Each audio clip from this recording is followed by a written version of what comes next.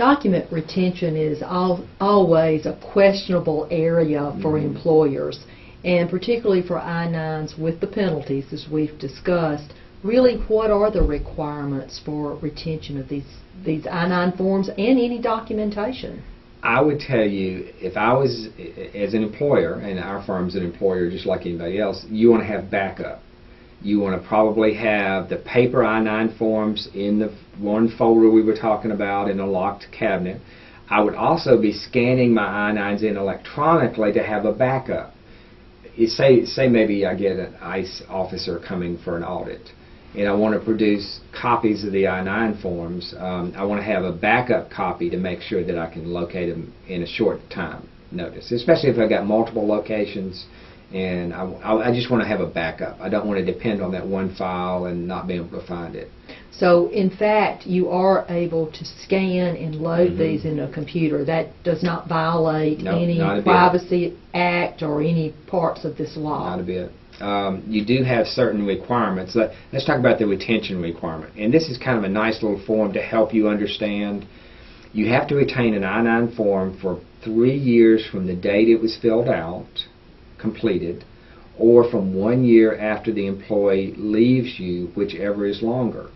Say somebody has worked for me for 6 months. I've got to retain that I-9 form for 2 years and 6 months after they leave my employment. Say if they worked for me for 4 years, I've got to retain that I-9 for 1 year after they left my employment. Does that? It makes sense, okay. But it's just more paperwork to keep up with. That's why this form would be very valuable.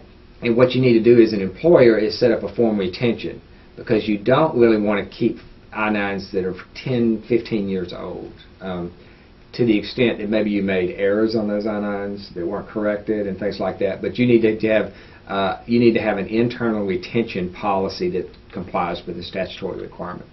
So you can retain them 3 different ways: paper retention, microfilm. I don't know many people doing that anymore, but microfilm retention, or electronic forms retention. You're able to set these forms up. Large employers, a lot of times they're setting these up as totally electronic documents. They're having employees come in and electronically sign in their blocks. They're having the employer section electronically sign. They're storing them totally electronically. So that's an option. Or you can do what we're talking about: paper fill them out, scan them in, and save them electronically. You've got to have ways to index them and retrieve them is the main issue. Then you've got to make sure you've got backup. So if you're going to store them electronically, you want to have some other backup drives that you can retrieve those on. And that's just a good. But you can store them all, at least three different ways.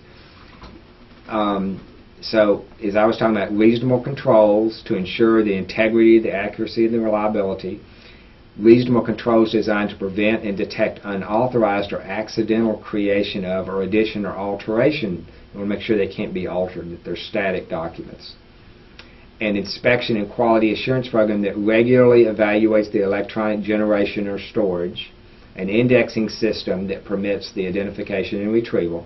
And the ability to reproduce legible and readable paper copies. So if ICE comes in and does an inspection, they're going to ask you to produce paper